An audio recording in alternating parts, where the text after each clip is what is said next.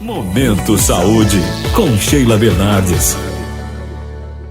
Olá, excelente segunda-feira para você, 2 de dezembro de 2024. Olha, dezembro chegou e que o mês de dezembro traga para todos nós muitas boas novas, sobretudo saúde e qualidade de vida.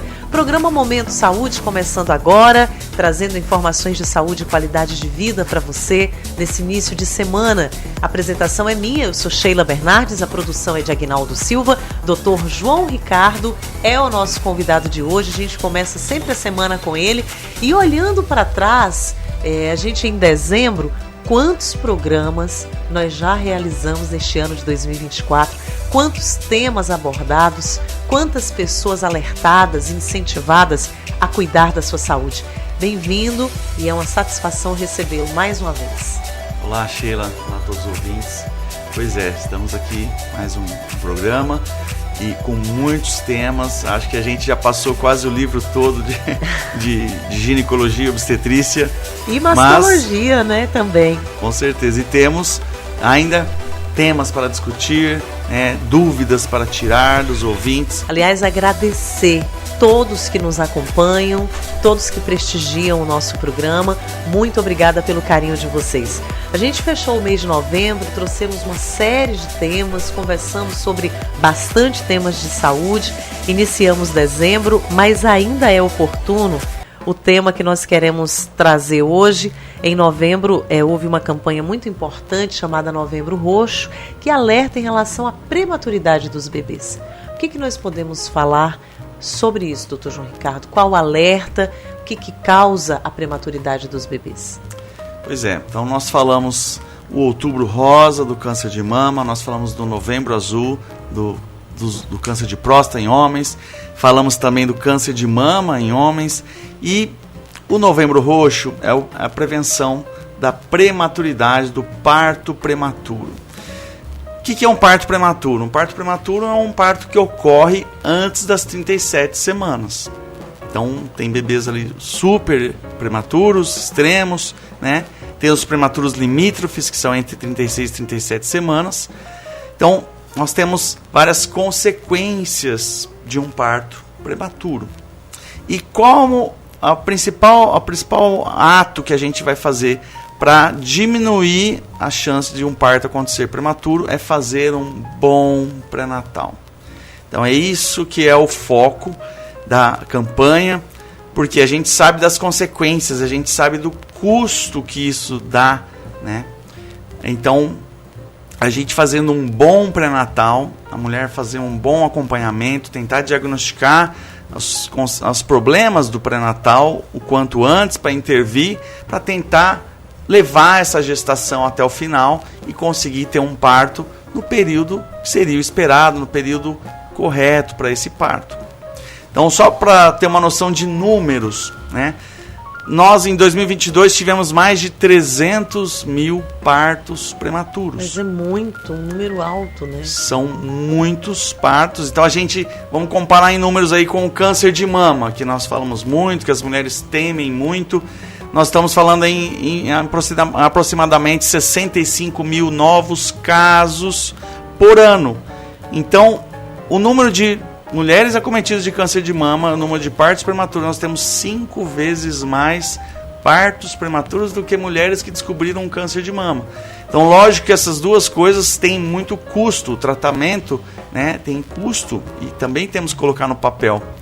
Então, vamos tentar prevenir o parto prematuro. E como fazer um bom pré-natal? Por quê? A maioria das vezes está relacionado com gestações, por exemplo, gemelares, gestações com hipertensão, a hipertensão materna, o diabetes gestacional, mulheres, a gestação em adolescente. Então a gente vê um índice maior de partos prematuros em meninas adolescentes. Então, é lógico que a gente teria que prevenir a gestação na menina adolescente. Mas a partir do momento que aconteceu a gestação, a gente tem que estar fazendo um bom acompanhamento pré-natal para tentar diagnosticar esses problemas e tratá-los. A hipertensão, o diabetes, em geral, a gente consegue controlar bem para tentar chegar até o final da gestação. Envolve uma série de coisas e ainda busco um pouquinho mais lá atrás, e a gente traz um tema que falamos muito este ano aqui também, que é a questão do planejamento familiar. O planejamento. Imagine que quando você vai fazer uma viagem, você programa toda essa viagem. Quando você vai construir uma casa, você faz a planta da casa.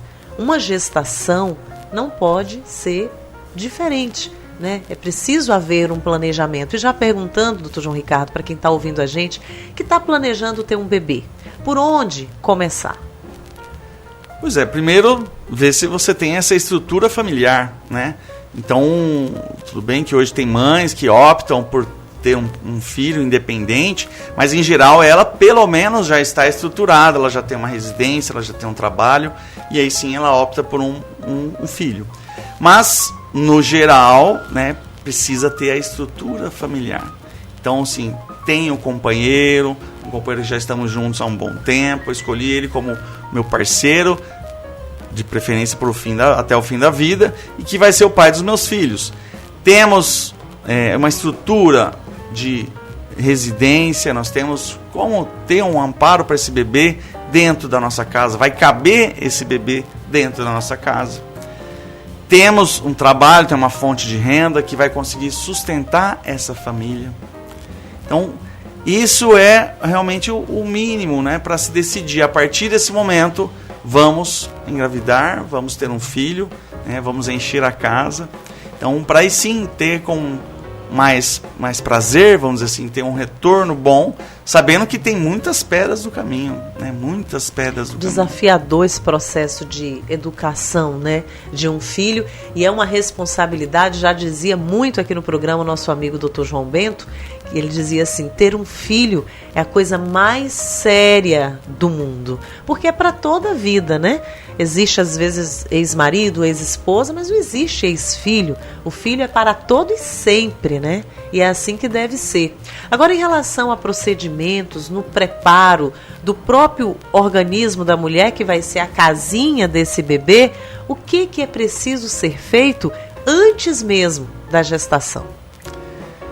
Primeiro, essa mulher, então, ela tem que estar em condições de saúde, ou seja, ela, de preferência, não estar obesa, ela faça atividades físicas, tenha uma alimentação regular, né? Dependendo da faixa etária que ela está com o seu check-up em dia. Se ela é jovem, ela tem pelo menos um preventivo em dia, ela não tem nenhum problema no seu colo do útero. Se ela já está mais próxima dos 35, 40 anos, para ver se ela não tem nenhuma patologia uterina. Então, miomas, pólipos são alterações que podem dificultar, podem atrapalhar, né, a engravidar. Então, ela tem que estar com o seu check-up em dia, né, passar uma avaliação de preferência ginecológica, atualiza seu preventivo, faz exames de sangue e o principal, estar com peso adequado, porque a obesidade e o sedentarismo aumenta muito riscos de ter a hipertensão na gestação, de ter o diabetes gestacional. Então é muito importante ela estar com o seu peso adequado. Muito importante. E o ácido fólico? O meu primeiro filho eu tive há 14 anos atrás, eu fui orientada. Tem que tomar ácido fólico antes. Tem que verificar a caderneta de vacinação antes. Os anos se passaram, muita coisa mudou na medicina, mas isso ainda prevalece? Tem que ter esse preparo também? Isso, o ácido fólico é com certeza recomendado para mulheres que estão tentando engravidar. Então, quando que ela começa a tomar? Alguns falam até de começar antes de tentar engravidar, 1 mês, 2 meses antes. Mas, na verdade, a chance de acontecer essa gravidez já no primeiro mês, ela é pequena. Então, eu recomendo, por exemplo, se ela utiliza um anticoncepcional, ela está se protegendo, está utilizando um método anticoncepcional, eu recomendo ela, quando parar o anticoncepcional, iniciar o ácido fólico. Então, é um suplemento, ele não tem nenhum efeito colateral.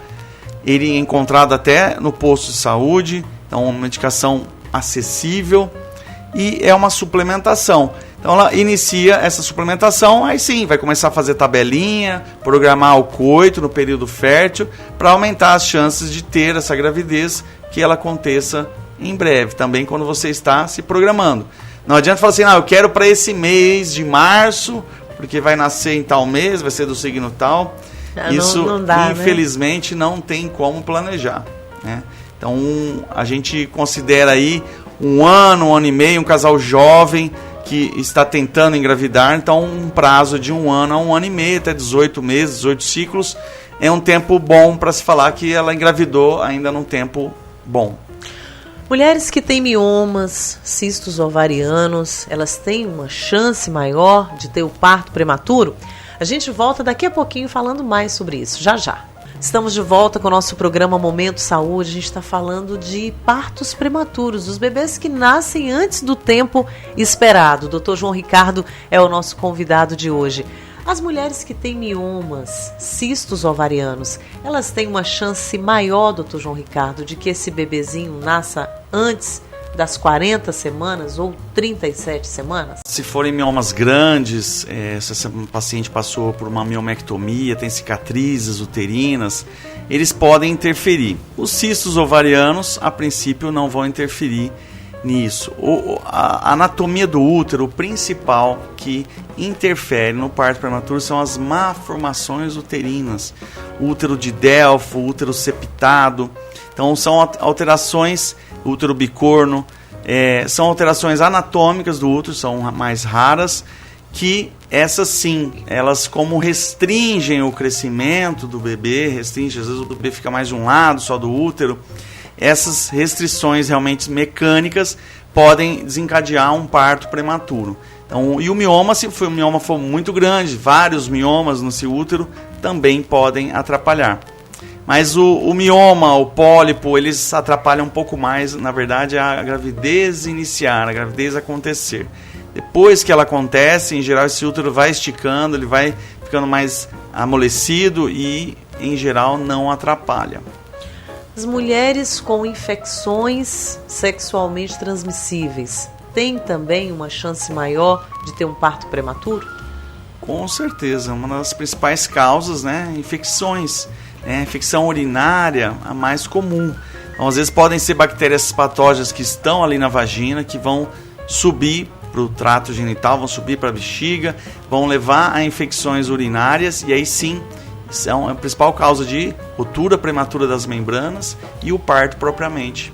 Então, infecções maternas no geral, às vezes a mulher teve até uma gripe, teve uma pneumonia. Então, infecções maternas em geral podem levar a um parto prematuro, mas as principais são as relacionadas ao trato gênito-urinário.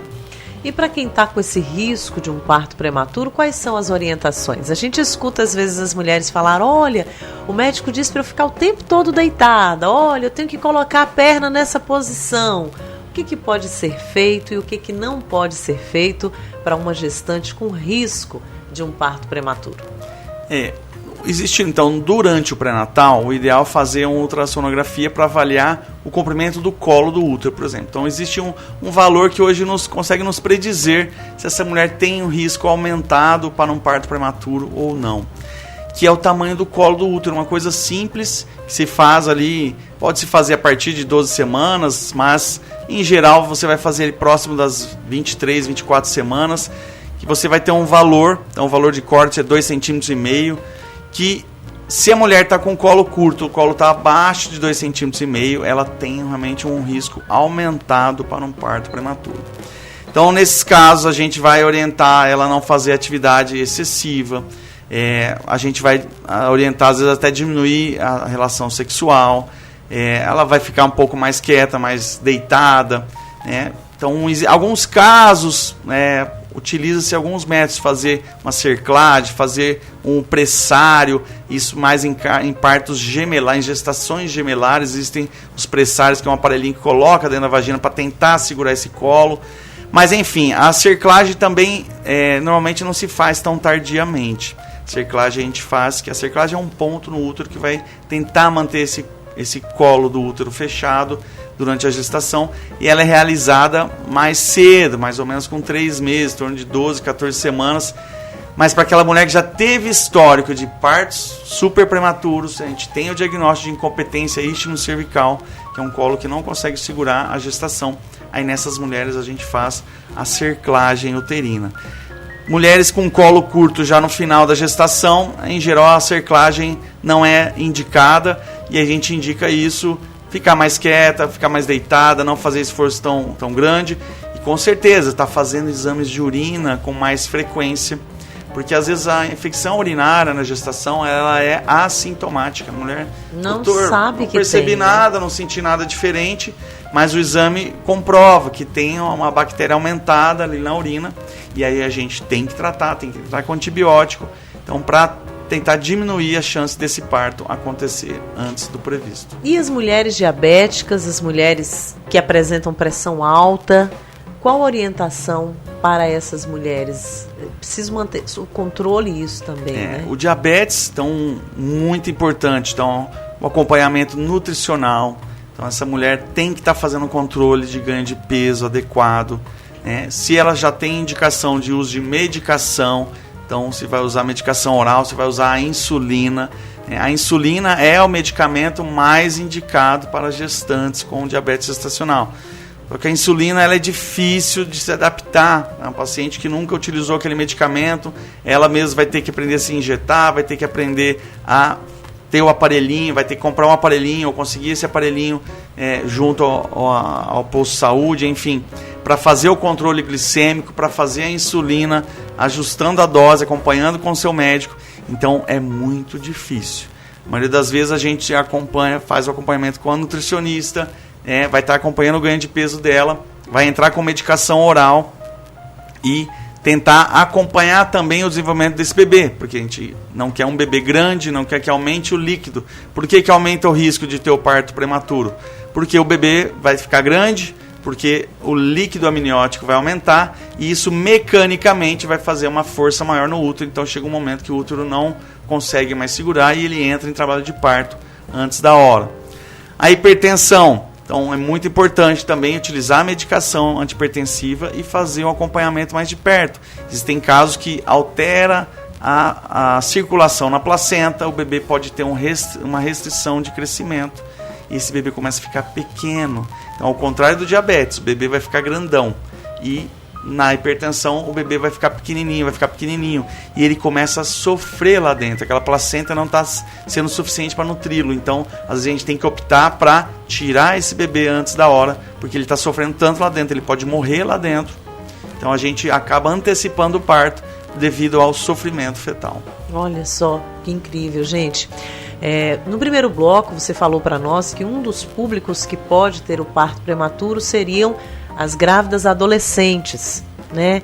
Então, a partir de qual idade esse organismo feminino está pronto para gerar um bebê? A gente sabe de casos de meninas de 12 anos que já engravidaram. Além do impacto social disso, né, na vida dessa adolescente, de toda a família e até da sociedade, ainda tem essa questão do risco dessa adolescente ter um bebê que nasça antes do tempo e passe por uma série de situações, uma série de questões e sofrimento para a mãe jovem, para a mãe adolescente e para esse próprio bebê, né? O desenvolvimento do corpo da mulher, né, vai se finalizar mesmo ali em torno de 16, 17 anos. Então, a gestação que acontece antes dessa definição total do corpo, né, o quadril não cresceu, né, a estrutura óssea cresceu totalmente. Ela tem, às vezes, meninas que menstruam cedo, às vezes tem realmente o estirão super cedo, né, mas ainda o corpo dela ainda pode crescer mais alguns centímetros e mudar, né, as mamas também, tem o desenvolvimento das mamas. Então, essa menina, antes aí dos seus 16 anos, é uma menina que ainda não está com o seu corpo totalmente formado, então a gente vê índices maiores de partos prematuros para esse público. Tá aí, muito importante isso.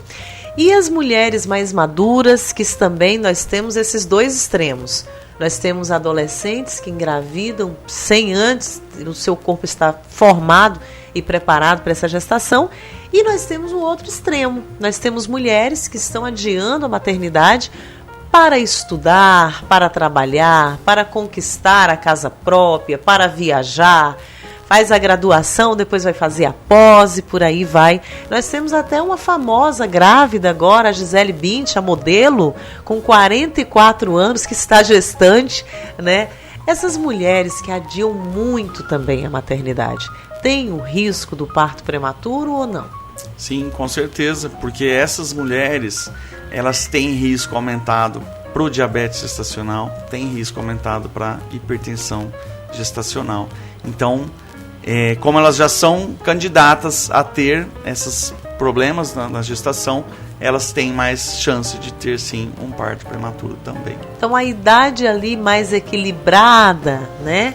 Uma idade equilibrada para que você possa realizar o sonho da maternidade.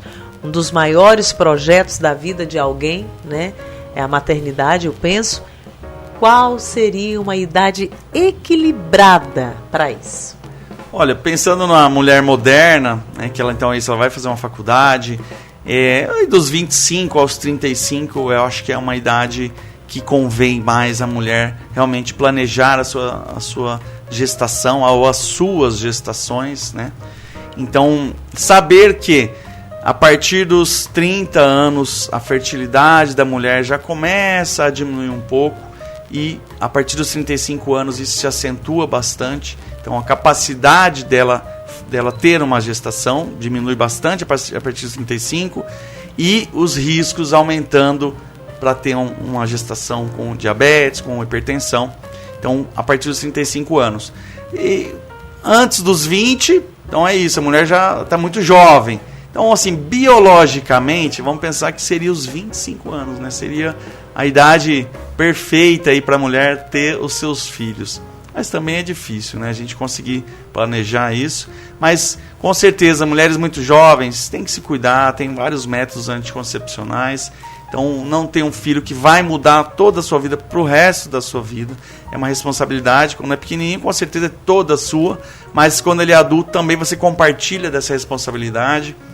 Então, planejem muito bem, né, a sua gestação, a sua estrutura familiar e façam um bom pré-natal. Muito importante.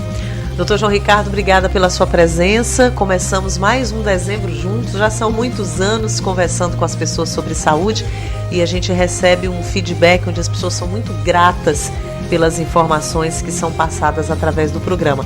Muito obrigada e um feliz dezembro, né, para nós. Um ótimo dezembro.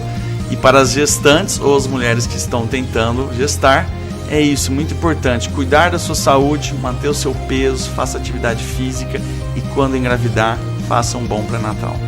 Finalzinho de programa, quero mandar um abraço para o pessoal na Rádio Âncora, o pessoal em Duque de Caxias, Rio de Janeiro, também transmitindo o programa Momento Saúde, o pessoal na Rádio Revelar em Vitória, Espírito Santo, o pessoal na Rádio Três Rios, no município de Corumbaíba, no estado de Goiás, também acompanhando o programa Momento Saúde. Um abraço para todos vocês aí. E o pessoal na cidade de Miracatu, Rádio Mega Show. E todos de Luiz Eduardo Magalhães, onde estamos aqui no estúdio da Cultura FM, levando informação de saúde e qualidade de vida. Esse programa já está disponível também nas principais plataformas digitais. Um excelente início de semana, um super abraço. Amanhã a gente volta neste mesmo horário. Tchau, tchau.